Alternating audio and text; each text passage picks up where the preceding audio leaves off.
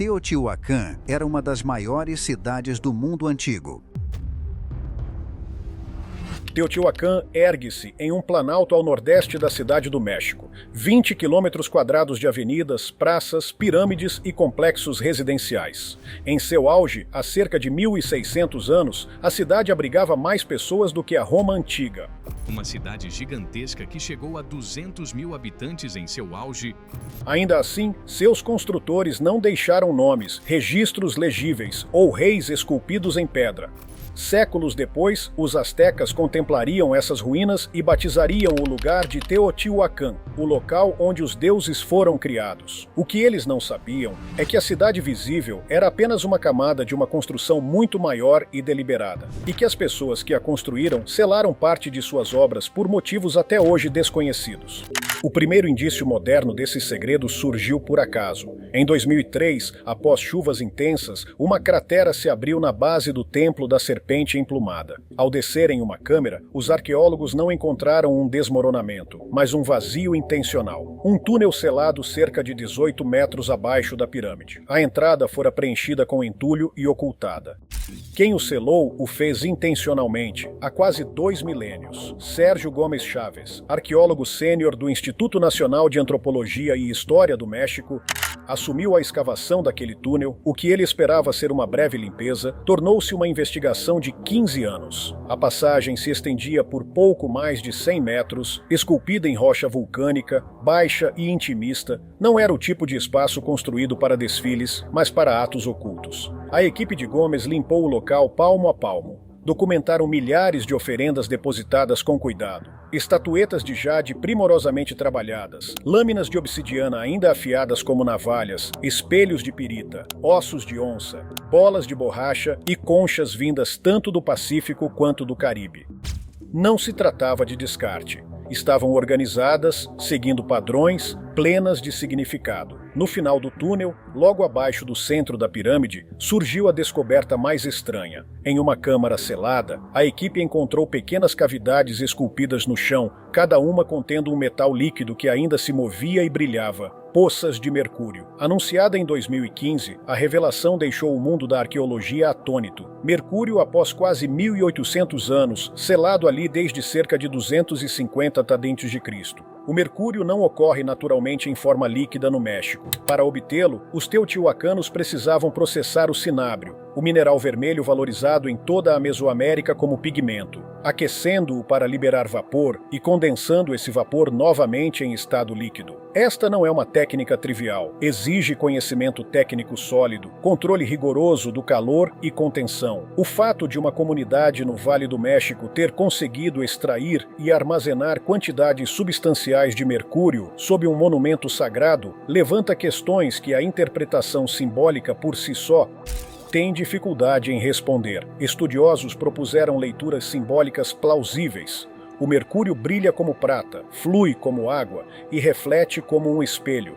Em uma câmara subterrânea iluminada por tochas, uma poça de mercúrio apresentaria uma superfície inquietante, um espelho escuro que parecia conter um céu refletido, um rio do submundo, uma fronteira entre reinos. A cosmologia mesoamericana enfatizava tais fronteiras. Espelhos de pirita e água já faziam parte dos recursos rituais. Ambos aparecem no túnel. Então, por que escolher o mercúrio, um material tóxico e complexo, e por que em tal volume? A escala é o que importa. Os depósitos de mercúrio em Teotihuacan não eram meros ornamentos. Representavam quantidades grandes o suficiente para representar um risco real a qualquer pessoa que passasse tempo naquelas câmaras. Paralelos intrigantes em outros lugares tornam o enigma ainda mais profundo. O mercúrio aparece em contextos rituais por toda a Mesoamérica, em Copán, Palenque e El Zotz. Mas os achados de Teotihuacan são invulgarmente abundantes e foram deliberadamente selados sob uma pirâmide principal. E há ainda um eco transcultural a 3 continentes de distância. Relatos históricos chineses descrevem rios de mercúrio na tumba de Qin Shi Huang, o mausoléu do primeiro imperador, e testes de solo ao redor do local encontraram níveis elevados do elemento. 2 complexos monumentais, 2 civilizações muito diferentes, ambas colocando mercúrio sob seus maiores monumentos. Essa semelhança pode ser coincidência, fruto da atração física única do mercúrio, ou pode indicar algo mais instigante. tecnologias independentes ou ideias sobre o Mercúrio que diferentes culturas acharam fascinantes por razões que ainda não compreendemos. O túnel da Serpente Emplumada não era o único traçado subterrâneo. Em 2017, Verônica Ortega, do INAH, anunciou evidências de um segundo túnel sob a Pirâmide da Lua, no extremo norte do eixo cerimonial da cidade. A Pirâmide da Lua reflete o vizinho Cerro Gordo e ancora a Calçada dos Mortos, uma avenida processional com mais de 3 quilômetros de extensão, traçada a cerca de 15,5 graus a leste do norte geográfico, um alinhamento que coincide com eventos astronômicos específicos, como o ocaso das Pleiades em datas rituais. Esse eixo e a precisão da orientação da cidade deixam claro que não se tratava de um povoado que cresceu organicamente, mas de uma metrópole planejada. O planejamento se estendia abaixo da superfície. Nos últimos anos, o radar de penetração no solo evoluiu de uma ferramenta rudimentar para um sistema capaz de mapear contrastes sutis de densidade em profundidade. O INAH começou a implantar essa nova geração de radar por toda Teotihuacan. Os resultados iniciais, compartilhados com cautela em círculos acadêmicos, são instigantes. As cavidades sob a Serpente Emplumada e a Lua parecem fazer parte de uma rede subterrânea maior. Câmaras seladas, segmentos de túneis, vãos sob múltiplas estruturas principais e ao longo da Calçada dos Mortos. O radar sugere uma infraestrutura subterrânea, uma cidade espelhada sob a planta da superfície, com câmaras em profundidades variadas e possíveis conexões entre elas. Essa interpretação permanece controversa. O radar fornece imagens que exigem confirmação por escavação, e a escavação é lenta, cara e arriscada, especialmente quando ameaça a estabilidade de pedras monumentais. Desobstruir o túnel da Serpente Emplumada levou mais de uma década. Escavar sob a Pirâmide da Lua traz o risco de desestabilizar uma grande estrutura que ainda se mantém de pé. Contudo, se a imagem do radar for precisa, ela reformularia nossa compreensão sobre Teotihuacan. A arquitetura de superfície da cidade pode representar apenas metade do projeto. Templos e praças visíveis alinhados a eventos celestiais acima, coordenados com câmaras e redes abaixo. Construir uma cidade com essa escala dupla explicaria o enorme investimento de mão de obra que os arqueólogos reconhecem há muito tempo, mas têm tido dificuldade em explicar. Isso poderia explicar por que materiais de costas distantes e artesãos qualificados se concentraram em um único núcleo urbano. O submundo e o mundo dos homens podem ter sido concebidos como um único sistema de engenharia. Isso nos traz de volta ao Mercúrio. Se as câmaras subterrâneas eram mais do que simbólicas, se desempenhavam algum papel funcional que exigia as propriedades específicas do Mercúrio, então nossas suposições sobre o conhecimento tecnológico e químico dos teotihuacanos precisam se expandir. O Mercúrio conduz calor e eletricidade de forma diferente de outros materiais. Ele reflete, se acumula e vaporiza. Talvez essas qualidades fossem importantes em algum processo técnico ritualístico, agora perdido para nós. Talvez o brilho precioso representasse um elemento cosmológico que os construtores acreditavam poder aproveitar. Não temos evidências diretas de um uso tecnológico além do ritual, e muito disso permanece no campo da especulação. Contudo, as quantidades, o posicionamento sob as pirâmides centrais e o selamento deliberado levantam a possibilidade de que estas câmaras tivessem propósitos que combinavam simbolismo, controle e função. A história escurece onde a cidade termina. Em algum momento do século VII, entre aproximadamente 550 e 650 da nossa era, o centro cerimonial de Teotihuacan ardeu. Templos foram incendiados, estátuas derrubadas e rostos deliberadamente desfigurados.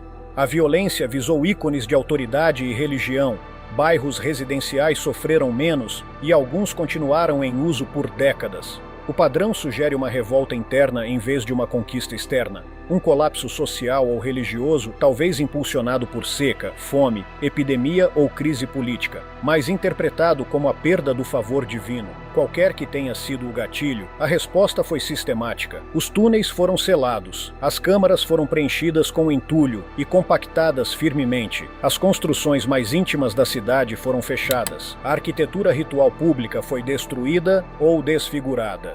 Depois, o povo partiu. Esse ato de selamento deliberado é revelador. Se as estruturas subterrâneas fossem meros adereços sagrados, poderiam ter sido abandonadas sem tanto cuidado. Em vez disso, os construtores as esconderam, trancaram o conhecimento. Queimaram os marcos visíveis e enterraram justamente o que ligava o poder da cidade a um reino subterrâneo. O que quer que estivessem protegendo não queriam que fosse transmitido. Os astecas que mais tarde encontraram as ruínas acreditaram que deuses haviam erguido o lugar.